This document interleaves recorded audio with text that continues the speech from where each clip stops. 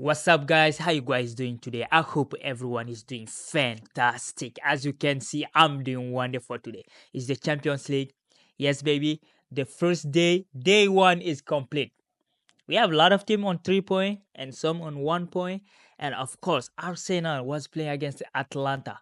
Those soccer, they couldn't win against Atlanta. So we're gonna try to address that. They got lucky to get this 0-0, right? And anyway, surprise, surprise. Barcelona lost to Monaco, just like they did in the preseason.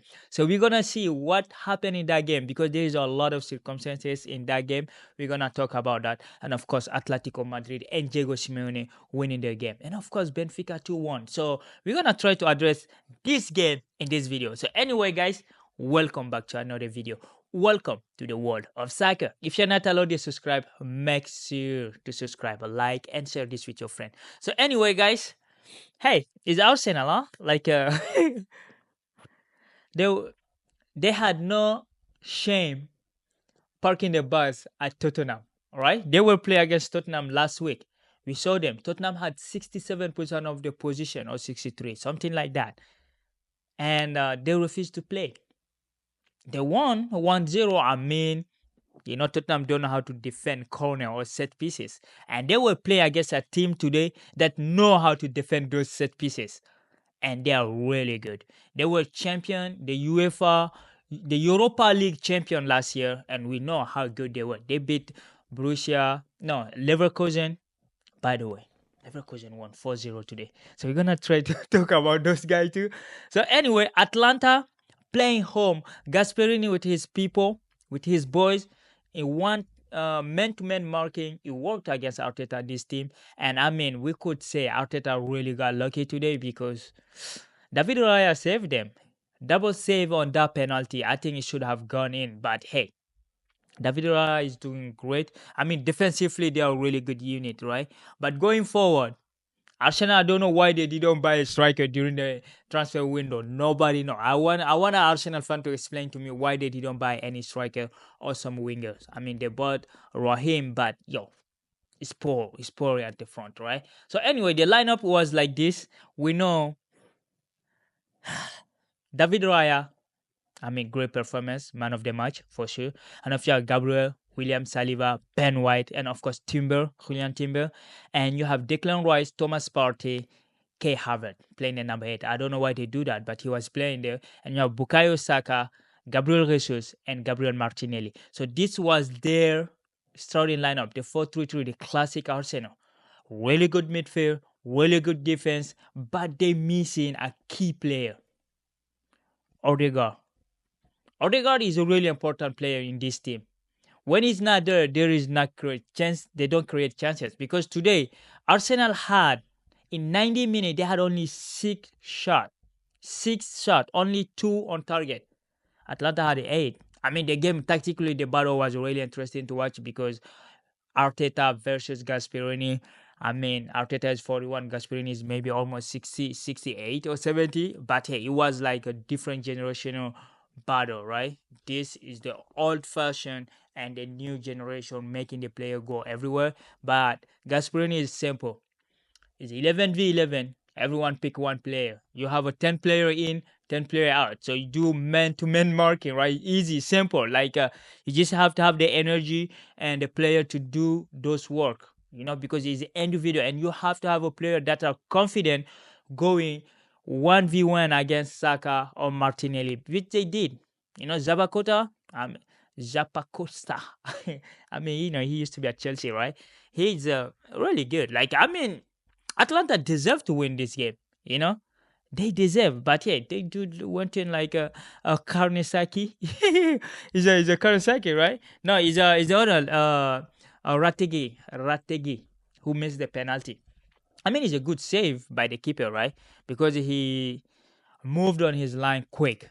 I think that's what happened. He moved quick, and even the rebound, he took the rebound. So overall, great defensive work from Arsenal, but it's just poor going forward. I think Mikel Arteta need to.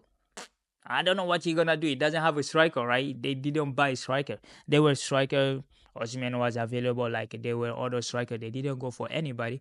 But I think they're gonna pay for that price because I don't understand why this is this English, I mean, after City, this is the second biggest club, or at least one of the best team in England right now. After City, the team that come into mind is Arsenal, right? But we saw like they couldn't beat a team, Atlanta. I mean, Atlanta is a good team, but they're not in the top three Italian top three team, right? Because if you say that, you're gonna say, oh, there is a Inter, there is a Juve, there is a AC Milan, and then maybe bring in Atlanta, right? Or like even Napoli is ahead them. But hey, we saw Man City, the best team in England, couldn't beat the best team in Italy yesterday. That was a 0-0. Because there is a mini competition between the Italian and the British, right? Because Liverpool won. I mean, so far the league is win by the British. The English are taking it because Liverpool won. I mean, Arsenal tied and Man City tied. So the Italian didn't get any win yet, but they did not get humiliated either. So overall, I mean, is going forward, it was poor because K Harvard. I mean, K Harvard, like Gabriel Jesus. I don't understand Gabriel Jesus because I don't. He's a winger, striker. Where is a good place? Because like you have a game time now. You playing. You left Man City because you weren't playing as a striker, and now you're here. You play as a striker, and you cannot control some ball. It was just poor. He was losing a lot of ball. I mean, you would understand the defender are taller than him, bigger, maybe faster, but you have to be technically available, right? Control pass, control pass. Bukayo Saka, I mean, he disappeared. Like he didn't have a really good game. I mean, overall, the Arsenal forward player didn't do anything today. They didn't create any danger to the goalie. I mean, even those two shot, they are shot. But like, hey, bro, at some point you have to shoot on targets, right? But it wasn't like that dangerous. Like Atlanta wasn't even bothered throughout the game because they dominated Arsenal in terms of a position. I thought Arsenal was a positioning team. I thought Arsenal could play with the ball. Atlanta is not a big team. Like Atlanta is a good team, but they are not among the biggest in Europe. So if you cannot beat them, next game you're going to be PSG. I promise you, PSG play better than like Atlanta in this big game. PSG, like I'm pretty sure Dembele would not miss the penalty, right? So like we are in our bubble in the Premier League. Say, oh yeah, we have the best team in the world and stuff. But hey, when they start playing outside, it's just getting blurry, right? You don't understand what's going on because this was the game Arsenal supposed to win and then go against a PSG, maybe like tie or beat PSG at the Emirates because in 15 days they're gonna play PSG. I mean, PSG yesterday they won, but it wasn't like that beautiful to watch. But you would understand they had like 70% of the ball. Arsenal couldn't do that against Atlanta. They could not do that, you know. So anyway, Arsenal doing the minimum. They got 1 point. They did not lose. I mean, they did not concede a lot of chances too. I mean, at that point, like they're good. Like, you know, when you talk about defensive, Arsenal is good defensively, right? So overall, 0-0 is just, yeah, take it and then go home, right? Arsenal going back home, they're gonna play against Man City on Sunday. We'll see. None of these teams score during the Champions League, so maybe we're gonna have a high contest scoring goal in between them because it's the biggest game of the week. So we're gonna be there to watch that. Anyway, we're gonna just follow through with the other game because if the English cannot win, we go to the French. Yes, it's a 4 team, a 3 win. Only Lille lost. PSG won. Brest won. Monaco won, and Monaco victory was good. It's against Barcelona. I mean, Ter Stegen like giving ball to the Eric Garcia that created that red card.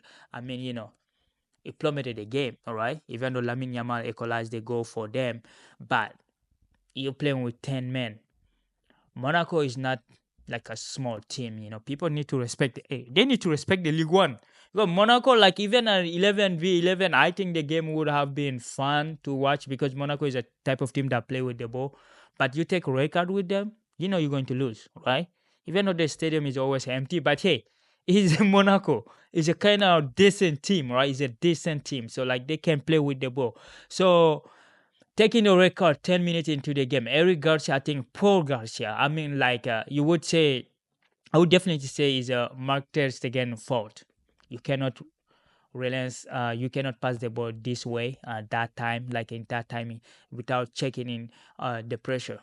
because Monaco is a team that press a lot. I don't know. Maybe they don't watch the League One. That's why when they play against the French team, they just don't respect them, right? Everyone knows only PSG, right? But anyway, Lewandowski.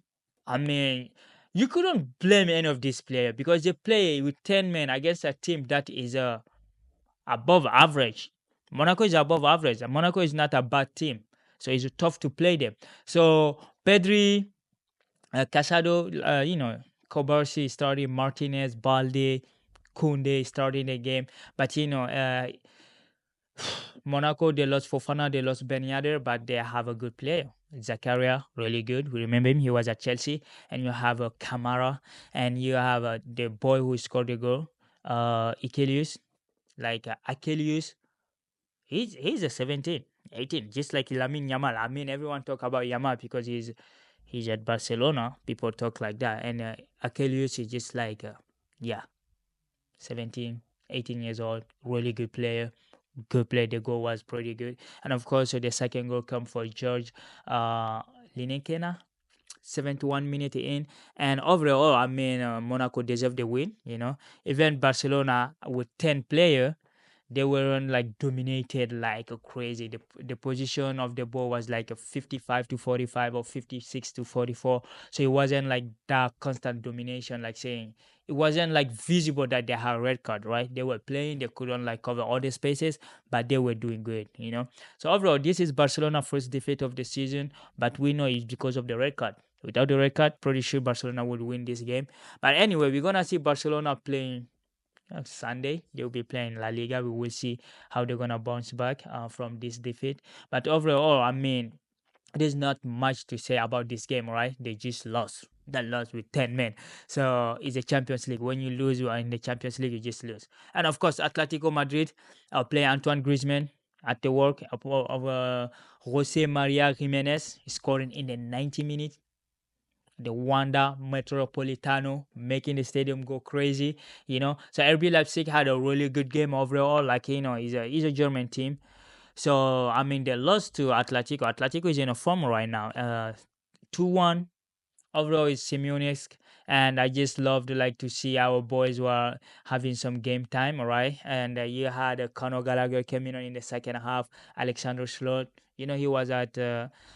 He's the one who did a hat trick for against Real Madrid when he was at Villarreal last year. So like Molina, Axel Witsel, so they have a decent squad, right? So a good win for them, and Brest, another France, Cocorico, winning 2-1, their first ever win in the Champions League, because this is the first time they go to the Champions League. Not like in 40 years. This is their first time. So they won their first game because they play in another team. They play in another, I think it's a Stade Brestois or Lens. And they play in a different stadium because the stadium doesn't meet the criteria, the UEFA criteria to play the Champions League. So they went to play there. They won 2-1. Benfica winning 2-1. And of course, Xavi Alonso and his boy beating Feyenoord 4-0 away. 4-0. Florent Ridge to go. Florent Ridge is scoring in the 5th and the 36th. And of course, Alejandro Grimaldo, really good. And of course, the other goal is on goal. So overall, it was a good day of football. Even though Arsenal was really disappointing, they kicked out my ticket. I hate Arsenal even more now. So anyway, guys, hey, we're gonna just leave this video here. I know it's been long. I did not want like a 2 or 3 video because like the game were boring, right? The game were boring. It wasn't like a lot of action in them. So overall, Arsenal just was disappointing. Barcelona, I think Barcelona fan will understand the defeat, right? And good win for Atletico, Monaco, Brest. So it's open mini league. So like at the moment, when you see the table, Bayern is at the top, of course, because they have a +7. You have a Celtic because it's got 5, and then Leverkusen, and then Villa with 3, and BVB 3. So you have that, So it's gonna be fun. It will be fun to follow this league because every game is important. Every game, like when you lose a point, this is the good part of Arsenal not losing because they got at least a point. So, I mean, hey, overall, it's a good day. So, hey, guys, thank you for watching. Stay safe, stay connected, and it'll be there. The Premier League is coming back Saturday. Chelsea against West Ham. We'll be there. We'll be there to watch that game and debrief it, of course. And we're going to follow Arsenal Man City. So anyway, guys, thank you for watching. Stay safe, stay connected. Peace.